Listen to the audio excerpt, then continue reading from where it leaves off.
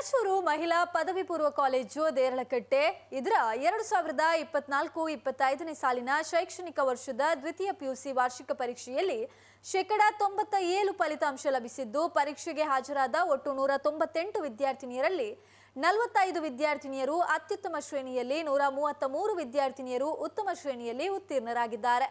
ವಿಜ್ಞಾನ ವಿಭಾಗದಲ್ಲಿ 27 ವಿದ್ಯಾರ್ಥಿನಿಯರು ಅತ್ಯುತ್ತಮ ಶ್ರೇಣಿಯಲ್ಲಿ ತೇರ್ಗಡೆಯಾಗಿದ್ದಾರೆ. ಮಿಸಂ ಆತಿರಾ ಖಾನ್ 592 ಅಂದರೆ 98.68%. ಹಾಗೆಯೇ ರಾಜ್ಯದಲ್ಲಿ 8ನೇ ರ್ಯಾಂಕ್. ಹಪ್ಲಾ 572 95.33% ಅಂಕಗಳನ್ನು ಗಳಿಸಿದ್ದಾರೆ. ಇನ್ನು ವಾಣಿಜ್ಯ ವಿಭಾಗದ ಕಂಪ್ಯೂಟರ್ ಸೈನ್ಸ್ ಗಣಕ ವಿಜ್ಞಾನ ವಿಭಾಗದಲ್ಲಿ 15 ವಿದ್ಯಾರ್ಥಿಯರು ಅತ್ಯುತ್ತಮ ಶ್ರೇಣಿಯಲ್ಲಿ ಉತ್ತೀರ್ಣರಾಗಿರ್ತಾರೆ. ಮಿಸ್ಟಾ ಫಾತಿಮಾ 572 ಅಂದರೆ 95.33%.